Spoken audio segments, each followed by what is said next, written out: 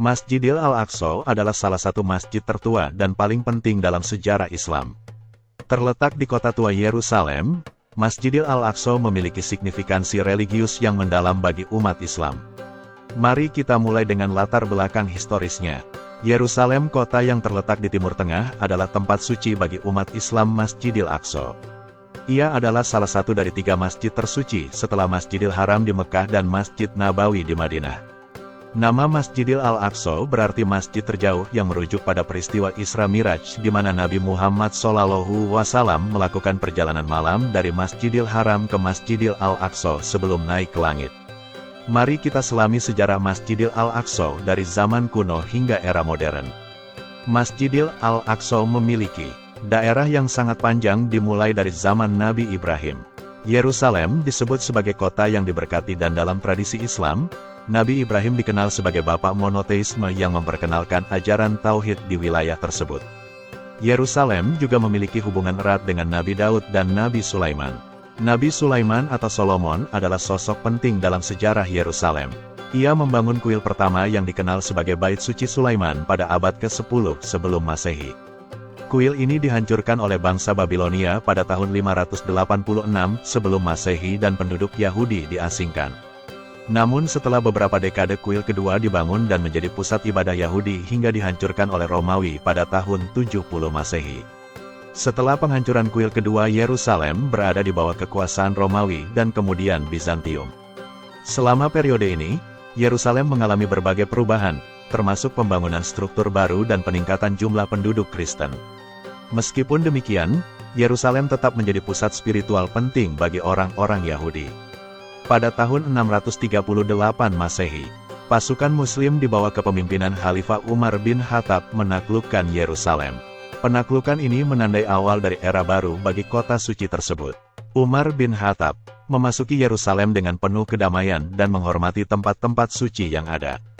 Salah satu tindakan pertama Umar adalah membersihkan dan merapikan area di mana Masjidil Al-Aqsa akan dibangun.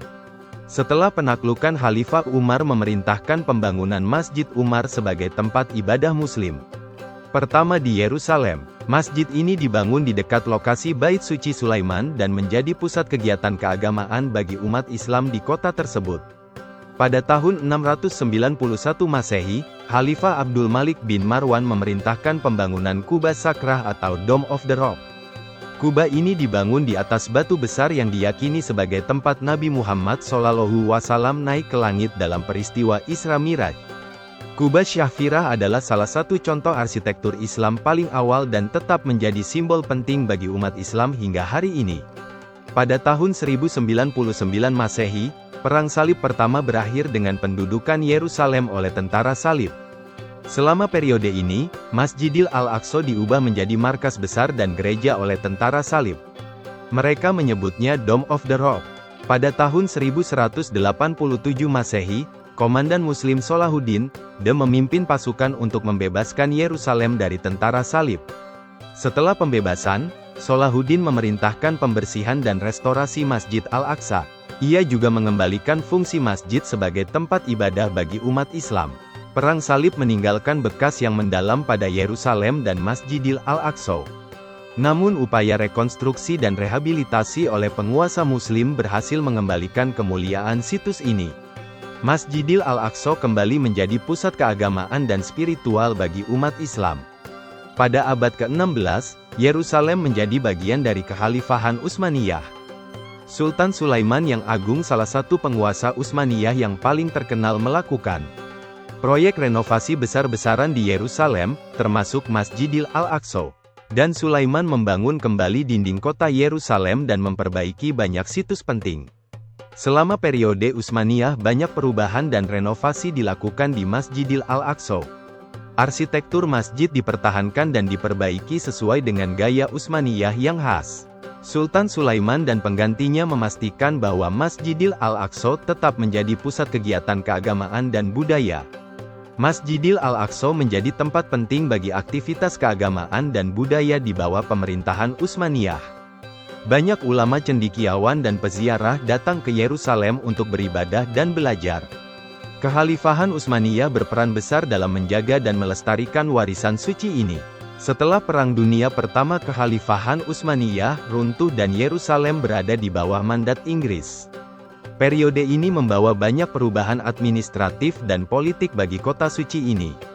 Namun Masjidil Al-Aqsa tetap menjadi pusat spiritual bagi umat Islam. Pada tahun 1948, terbentuknya negara Israel membawa konflik yang berkelanjutan di wilayah tersebut. Perang Arab-Israel berdampak signifikan terhadap Yerusalem dan Masjidil Al-Aqsa. Konflik ini menimbulkan ketegangan dan kekerasan di sekitar situs suci. Dalam beberapa dekade terakhir, Masjidil Al-Aqsa sering menjadi pusat insiden dan ketegangan antara Israel dan Palestina. Konflik politik dan keagamaan terus mempengaruhi status dan kondisi Masjidil Al-Aqsa. Namun upaya pelestarian dan perlindungan tetap dilakukan oleh komunitas internasional dan lokal. Banyak organisasi internasional dan pemerintah lokal berusaha melestarikan Masjidil Al-Aqsa. Inisiatif budaya dan pendidikan dilakukan untuk meningkatkan kesadaran tentang pentingnya situs ini. Meskipun menghadapi banyak tantangan, upaya untuk menjaga warisan suci ini tetap berlanjut. Masjidil Aqsa memiliki sejarah yang panjang dan kaya. Di zaman Nabi Ibrahim hingga era modern, situs ini telah menjadi saksi dari banyak peristiwa penting. Signifikansi Masjidil Aqsa bagi umat Islam tidak bisa dilebih-lebihkan, dan perlindungan terhadap situs ini adalah tanggung jawab kita. Kami berharap untuk masa depan yang damai di Yerusalem dan perlindungan bagi Masjidil Al-Aqsa. Semoga perdamaian dan persatuan umat manusia selalu terjaga.